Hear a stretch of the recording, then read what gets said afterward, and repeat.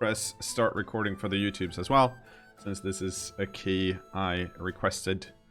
I haven't paid for it, and in those instances I always feel like I have to record a proper let's try. Like I said previously, I played essentially 2 turns of this, or like 3 or 4 days, and it was pretty neat, and I want to see if that's actually let's call it stream. We're gonna play on survival. We're not gonna play True Vikings. We're gonna use the tutorial. And you know what? Since I am recording this, I will. First of all, I will do this. I should remember what my. Is it this? Yes, it is. Okay. That's everyone's gonna be super happy about all these explosions. Right. Let's get this started with the story so everyone knows what's up. I've always had simple needs. A roof. This is really quiet, but I'll... A peaceful life.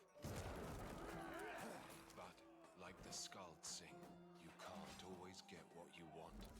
And what the gods gave me was fire and steel. Kill the bastard! They screamed. Luckily, we were warned in time. I can't forget the tears of my beloved Bloodwed when they burned down our house. Our memories. I yelled, "Drop these bags and row if you want to live."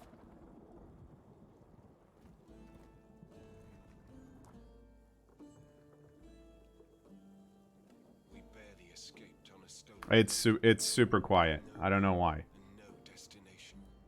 but I will make it less quiet once we get in game. No turning back. But essentially, people chased us out of our well, where we lived, and we stole a boat. Journey began. We drifted for days. Depressed, hungry, lost. We thought we had reached the end of the world. When the gods sent us the most terrible storm, our fate was decided. Death, oblivion. Then we saw it, coming out of nowhere. Salvation? Or Loki's dirty tricks? The gods are playing with us. But I just know that we must survive. We must survive. Okay. But we're dead in Vinland. Well, no, we're not from Vinland. I think we arrived at Vinland. But we also don't know why they chased us out. But I'm like... So we're exiled, but we don't know why.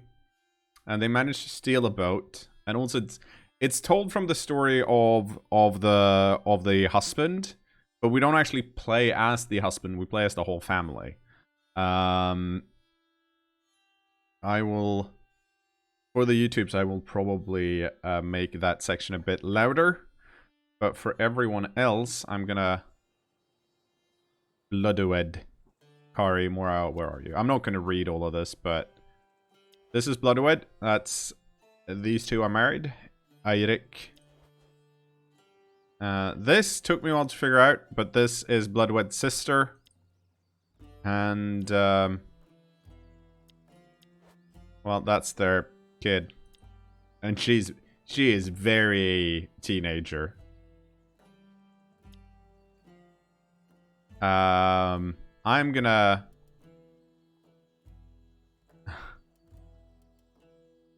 Bloodwed gets to comfort her.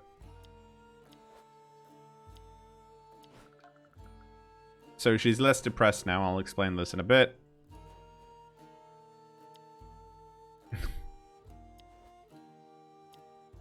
So we've drifted really far away. We're an island. We don't think anyone else has been here. And we should probably explore everything. But there might be frost giants.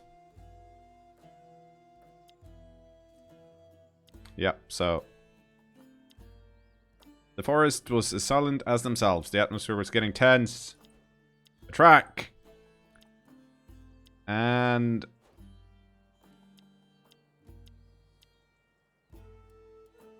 We're gonna look for survivors.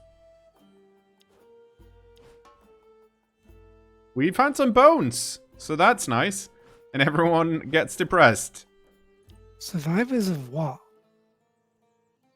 Oh. Who do you think they were? How did they die? Is the island inhabited? What do we do now? Is the island inhabited? There were 3 people living on this island at some time, but we can hope that there are more, but we can't be sure. We'll be sure when we have explored all of the island.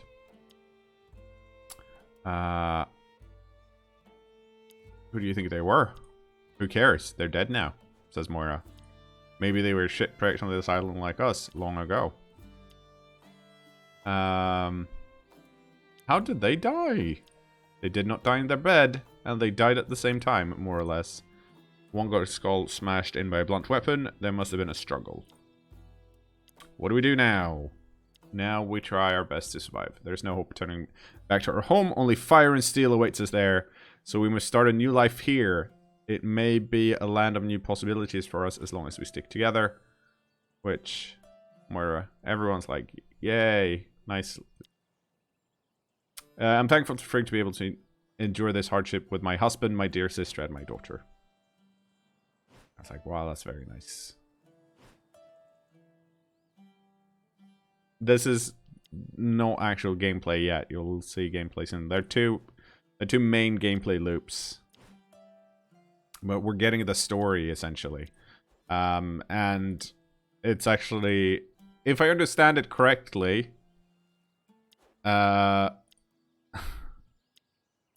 If I understand it correctly, will the interaction between people actually matter a bit. And we now have some fresh water and we have some contaminated water. Apparently we know to boil the water before drinking it, otherwise we die. So we need to build a fire. And she has some fire mushrooms. Or one. So essentially, we're just going to try and scavenge, live off the land, and survive.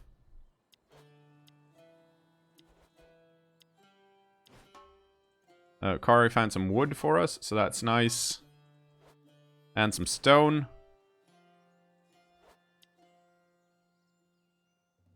Yeah.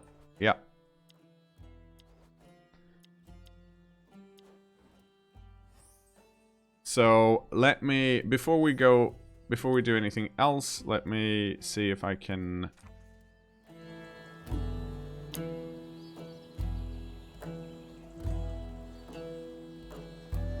Hopefully this is a bit better. This is on Steam, yes. So we're now, hang on, let me actually do another thing. We can... Let me put my face in here. There we go. The music is too loud now. Is it too loud? Okay. Well, this is why I lowered it previously. But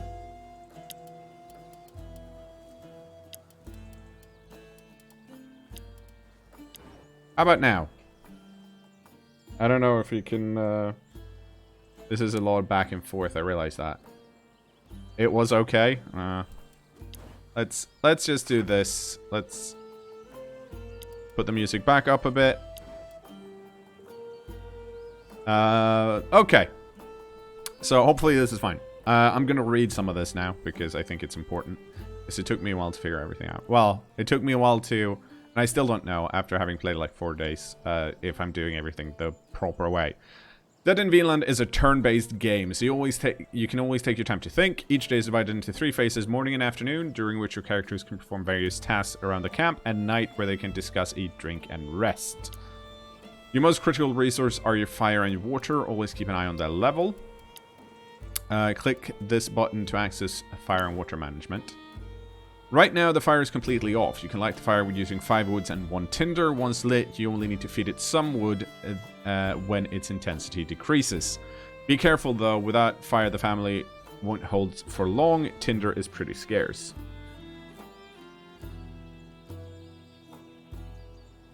I don't think I should be any louder. I'm currently at -10, so I should be fine, hopefully. We are gonna light this fire. So it's at 100% currently. They also can't survive drinking non-potable water. So it needs to be purified into potable water by boiling it. Notice it decreases fire intensity in the process. So by doing this, it goes down. But we now have water we can drink. And the condition is excellent. Hooray. Now it's time to assign some tasks to your characters. There's still some supplies left in your shipwreck. Someone should take care of scavenging it. Fire doesn't go down during the day, I don't think. All the characters can be accessed from the sidebar and just needs to be dragged and dropped. For now, drag Moira. We're going to drag her and put her here. So she'll be scavenging. We know that her scavenging skill is 21, which is not very good.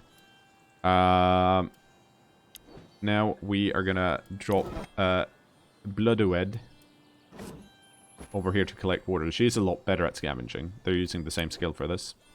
And Eirik will go over here to craft. But we need a crafting plan. And apparently we get to build a lumber camp because we can, which this button indicates. And then we have to click here, assuming we have the resources, which we do. Lumber camps mean we can collect wood. Workshop is currently... Oh. Right, it's currently damaged. Click here to have a global view of the camp conditions. And to be able to repair stations. Yeah, so... Every station apart from shipwreck and expedition camp deteriorates a bit every night and every time they're being used by some characters. Low conditions means lower efficiency. Be sure to repair them frequently. So, we can repair, and that's going to cost us stone. I'll go up 5 to 15%. We have 2 stone, so let's just plonk that. And now we're excellent. These are condition of the shelter and condition of the water supply are also excellent. Well, good and excellent, so we're not going to care about that in a moment. Lastly, we're going to send out Kari to explore, because she's the best at exploration.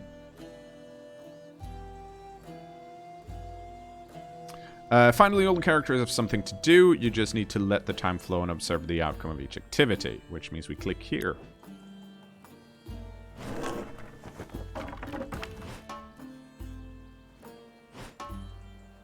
So, Moira has found us a bunch of things. Now, my understanding is that the better you are at scavenge, the more resources you can scavenge. The shipwreck is not going to last forever. But for now, it'll be fine. Eirik gets to start using the resources to build a lumber camp. Not quite done, though, so he probably needs to spend the afternoon doing that as well. Whereas Bloodowed managed to get 5.2 liters of water, which is pretty solid, actually. And Kari, because she is exploring, actually costs us water. But she did get us a new area, which is over here. It's marked by an exclamation point. Every area contains exactly one thing you can interact with. Find it and click it to display all available actions. Most of these can only be used a fixed amount of time, e.g. X2, and the red ones indicate that you won't be able to do any other action afterwards. Please note that performing these actions won't affect the time of the day, so you can do as many as you wish / can. You can also choose to keep some for later. Last time, when I tested this, I did not find a tinder tree. So we're going to start by inspecting it. You stumble into a large tree covered in fungus. It's the only nearby tree in such a state. You wonder why? And that's weird. Is it because of the golden sap leaking from its bark? Okay, so we can check fungus, we can gather wood, and we can check the sap. Now, these aren't red, so we should be able to do all of them, if I understand correctly. And we get to pick whoever wants to do it. This is... So, this hasn't been explained yet, but... Like I see, they all have different skills. Harvesting, Bloodred and Moira are the best at it, and this is their current skill. Bloodred is slightly better because she's less fatigued, so we can use her. And we can only use one person. You look at the fungus attached to the bark, puzzled. You can't remember what it's used for. You scratch your head. Ah, it's tinder. Burn it all? No, we're going to harvest the tinder. We failed. You scratch the bark with a knife to extract tinder. Unfortunately, it rips a bit too far and nicks your finger. You may have lost some blood in the process, but at least you have tinder. Oh. Okay, so we did get tinder, we just failed to do it well. And we got a bit of injury. Time to gather the wood. And currently, I think Eirik is best at that.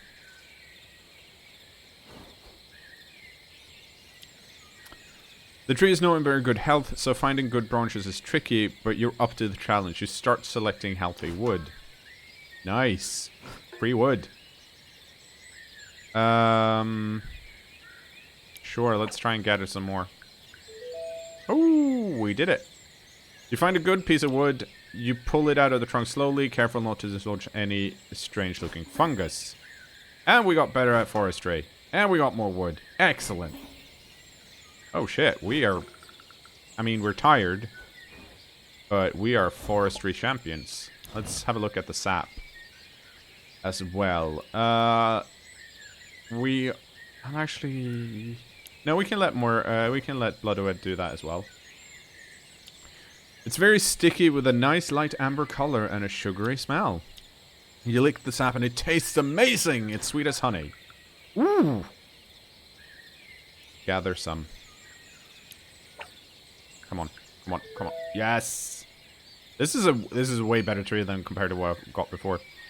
You empty your water gourd and fill it with a delicious liquid. If you leave it to ferment, it will produce a delightful mead. Ooh. Back to camp.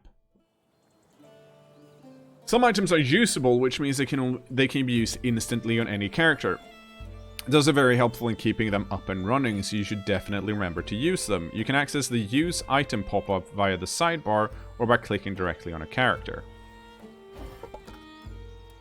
Use an item. Using an item on a character who needs it the most, or because you have a personal preference, it's all up to you. Okay. So, this cures depression. Who is the most depressionist at the moment? It's Moira.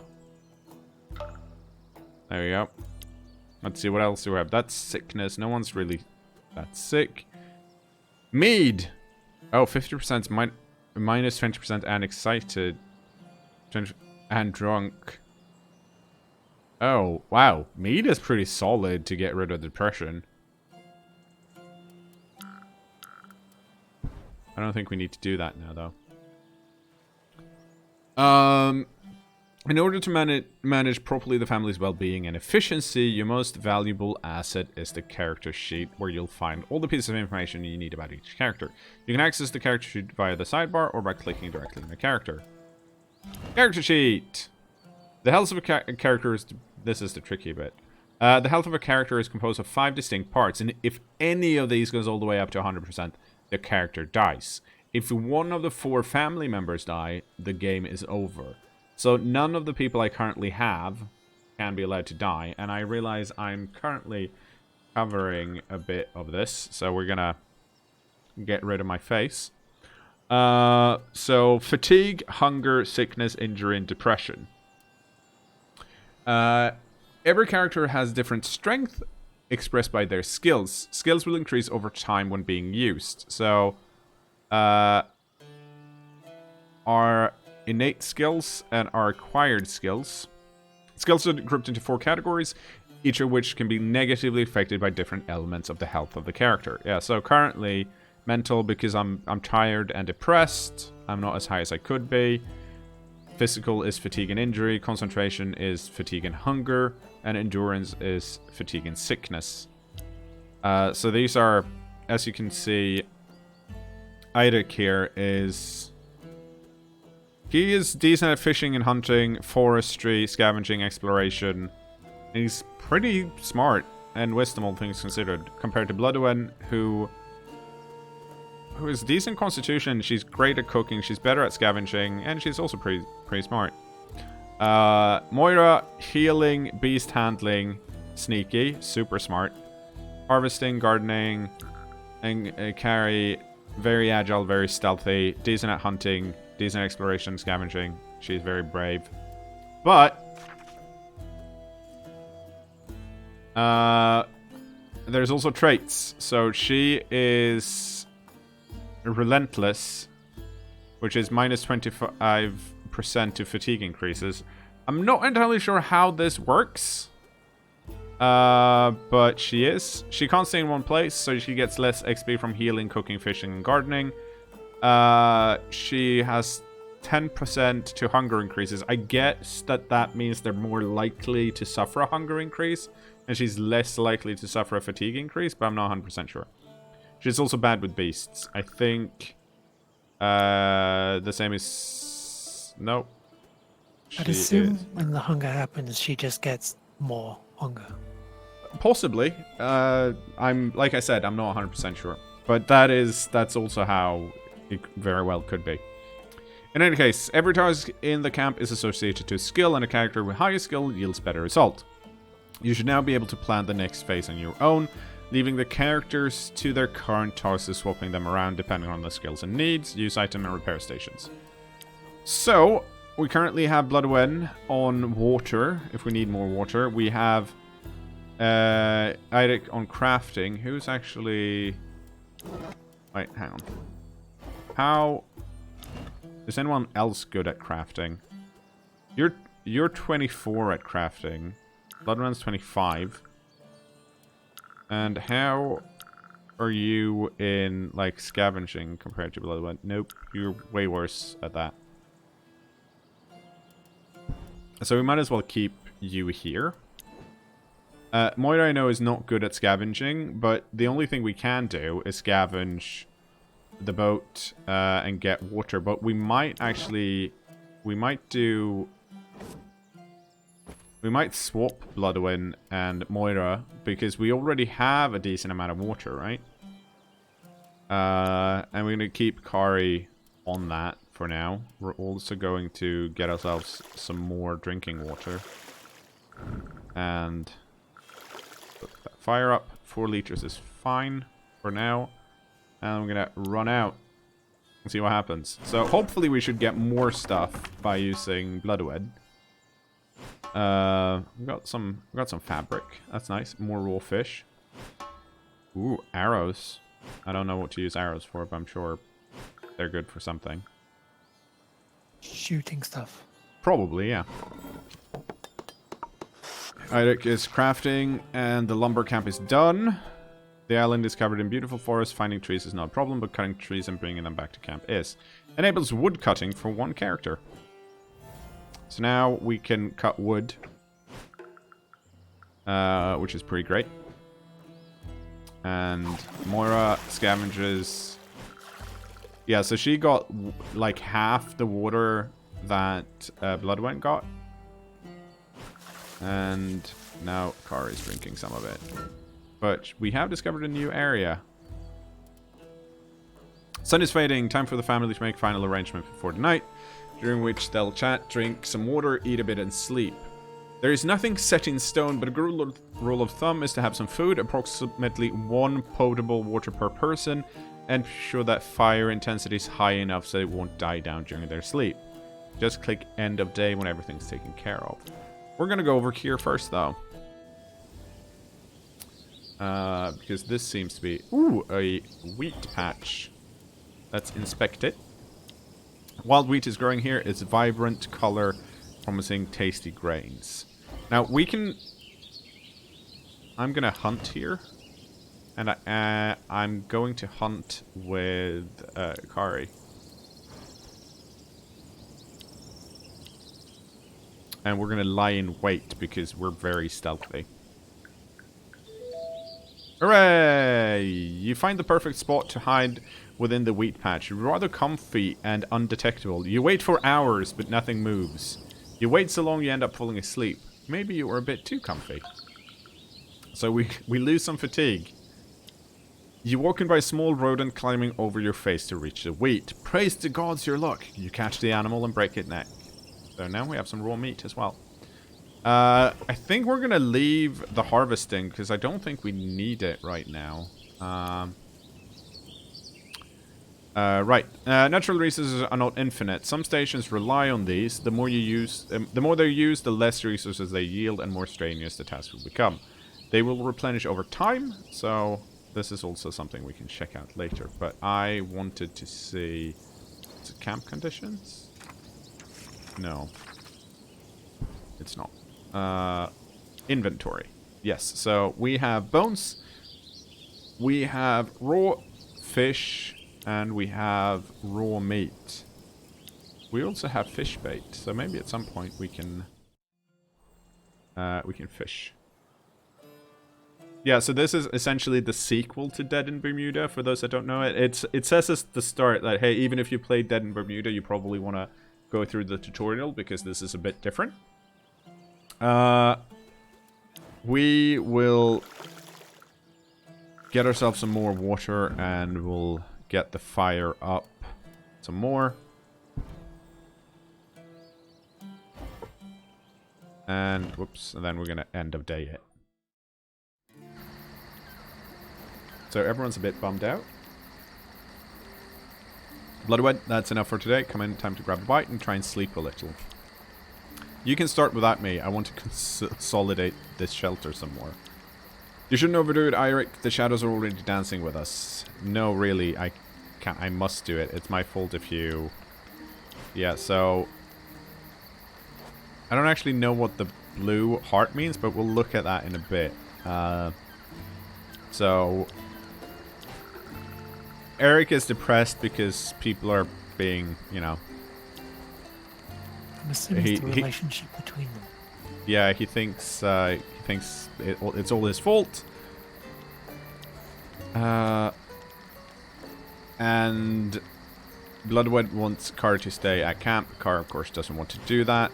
So we lose some hearts. We have some axes, we have some bags. We can cut trees in the forest from now on. I'll let you take care of that. I don't have the muscles for it, says Moira. You can help too, Moira. You strengthen your body. And everyone's like... Everyone's just... getting slightly crankier. So these are not people that should be talking to each other, because they all just get depressed. Except for when... Irik's just like, yay. Wood is our main resource for crafting and for keeping our fire, so we shouldn't overlook keeping a steady supply of wood.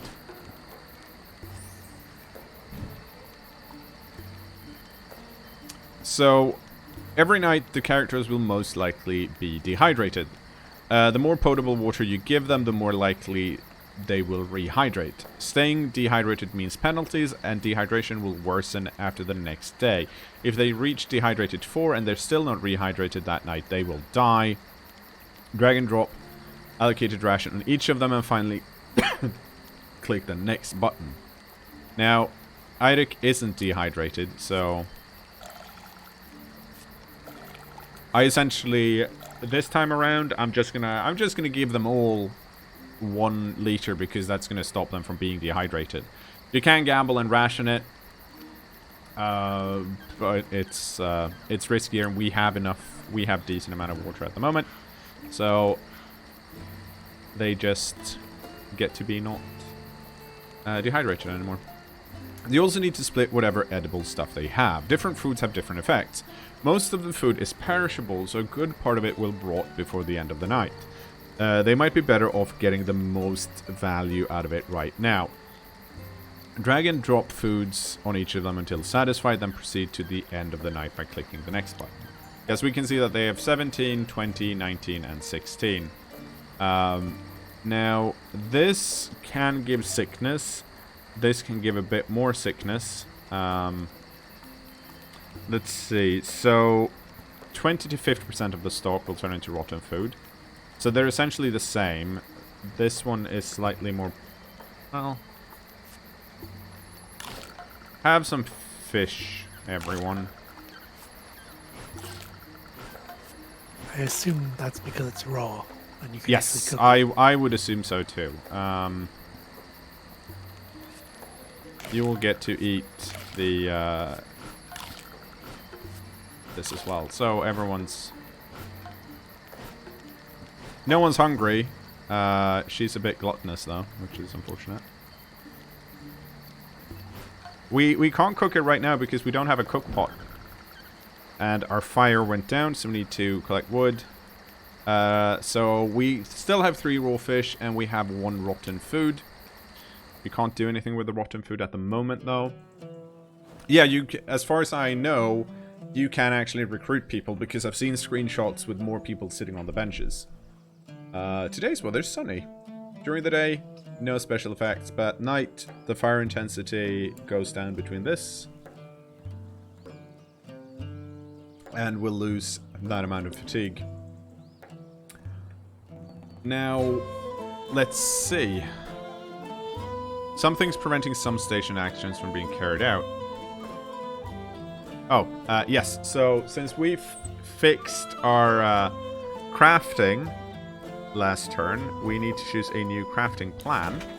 So we need to do something else. This is all the stuff we can build in the... we can build currently. As you can see, we can't build a fish camp, for example, which would have been nice, but we don't have enough rope. We don't have enough stone. Hunting camp, all of these are like... Mining camp would get us stone. And let's see, there's a rest area which enables napping. Tavern enables drinking, and we get beer. Cooking pot. What do we need? We need stone for cooking pot. If you want to meet... So, to get stone, we probably need to get a mining camp built. It's going to cost us a lot of wood and a lot of rope, but I think this is our best bet. Now, Eric is still really bad at crafting. How bad is Moira at it? Let's see. She's really bad at it. Bloodwood might be decent at it, actually. Well, they're equally... Because I want to get some wood, which I do over here. And for that, it's forestry, and I think Eric is the best at forestry.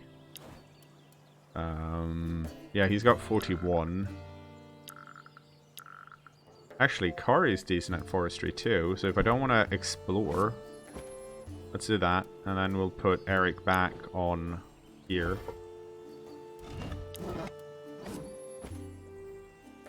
And we'll get Moira to... Yeah, let's do this and see how it works out. So we got wood and rope. That's nice. And we got food. Ooh, and healing plants. They are getting slightly depressed, though, which is not, you know, great.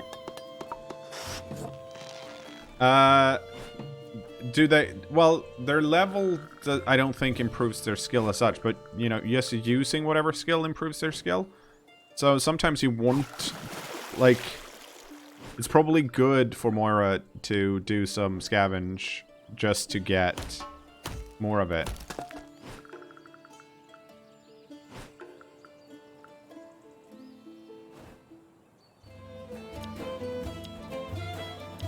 Mom, Dad, everyone, someone, there's someone! Yes, things are happening.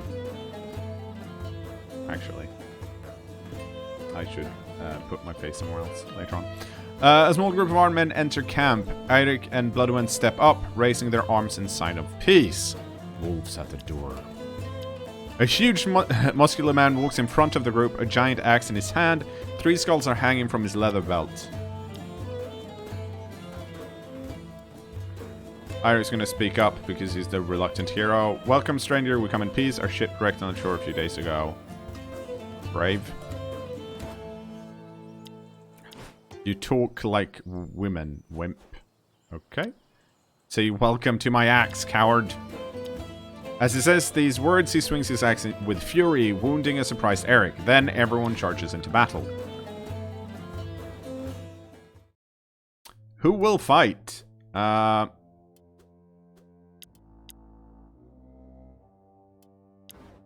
These people will fight.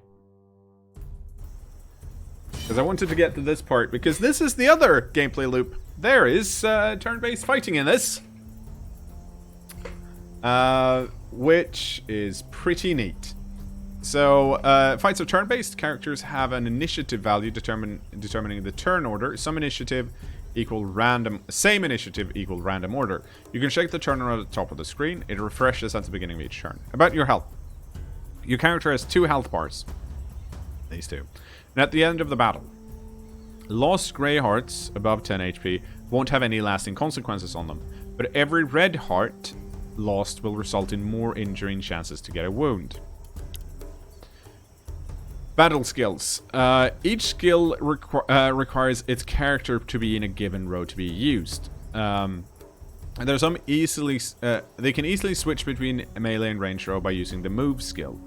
But be aware that one can't be considered in the range row if there isn't anyone in the melee row. So we can't have 3 people standing in range. Each skill requires a fixed amount of action points to be used. These action points are refilled every turn. Some skills apply various effects, mostly buffs and debuffs. Also notice that everyone has a chance to resist negative effect. You can always end your turn early and get 1 extra HP for the next turn. The character must at least have 1 AP left to do so. So, knife guy here is first. And he did mean things to Moira, who is in the front row, which I guess she shouldn't be. So this is Bloodwed. So both of the... Oh, actually both... Since both of them move back, they're actually both in melee rows. So, let's see here. We have 5 AP. I need to move. Anyways. Let's see. How much damage does this do? It does 1 to 3.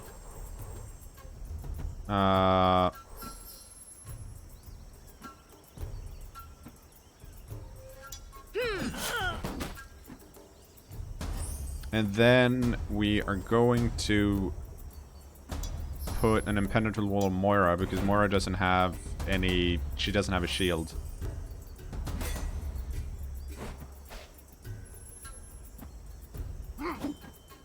There we go! The Plunderer missed. Okay, so... This...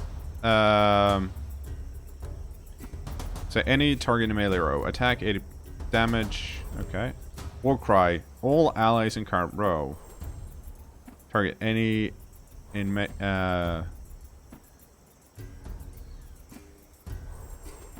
this is wild swing. I think we can do this. And then we'll do this as well. And then Moira gets to move because I don't want her in the front row.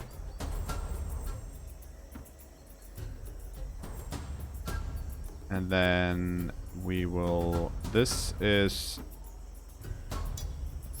all allied... Yeah, we get to pray. And since I should have probably... I should have used this first, then moved back, and then I could have done that. But now I can't, so I'm going to end my turn early. Where is the huge, muscly Axeman? You'll find out shortly. Okay, so it's Iric's turn. He's before these guys. He has a skill where he hits everyone. Yeah, so this is 2 to 6. This I like. Ah, I missed him.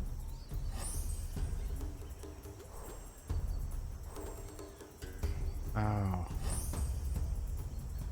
Would have been so nice if, you know, if I didn't. But he's shopping Bloodwed, which is okay because she has a shield. So I can taunt, and that means they move to the front, which I don't need to do. So instead, let's see, do I have any?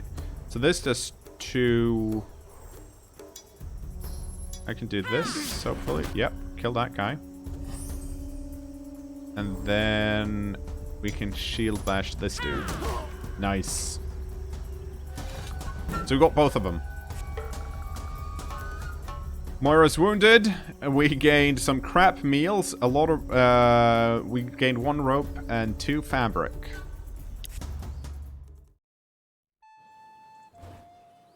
Unfortunately, the whole family fights valiantly until the giant man enters the fray with a loud, terrifying laugh. And now the slaughter, he screams.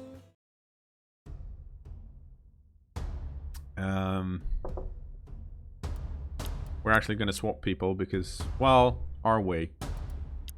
No, we're not. Because I know what happens. Because he's first. And he's going to do this.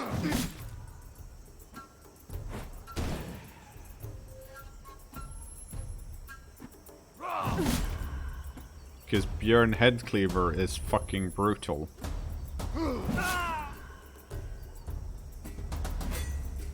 Oh, I actually get to do things. So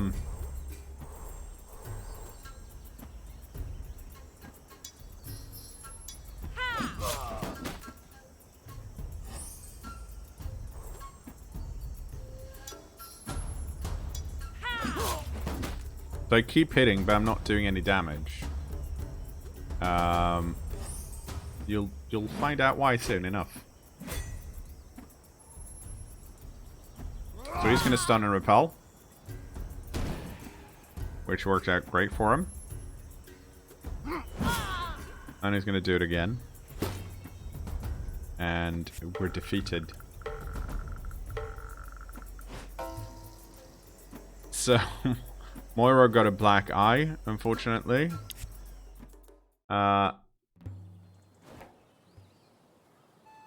The giant man is covered in blood, sweat, and tears, his eyes twitching frenetically. Who's your master, huh? Freaking weaklings. I'm Björn Headcleaver, fools, and everything on that island is mine.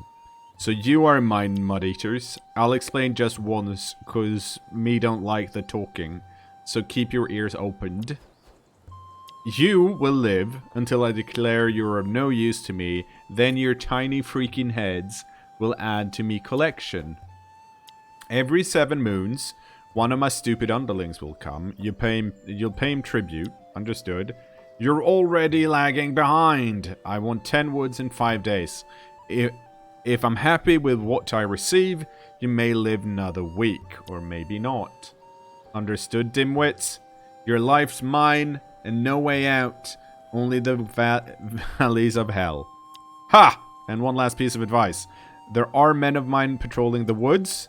They'll attack you on sight. Can't help it, they must pay tribute too. So it's them, or ya. Farewell, peasants. If we meet again, believe me, it won't be a good sign for you stupid head. And then they left. Eirik, Bloodwed, Kari, and Moira did not dare to move for a while, even after Björn and his men were out of sight. After checking if everyone was more or less fine, they silently returned to the tasks. Was it shame or pain? No one was in the mood to talk about what happened. So Eirik is super depressed now. And, well, pretty much everyone is. Now we have to wait for our first tribute. And that seems like a good place to stop if you're watching it on the YouTubes.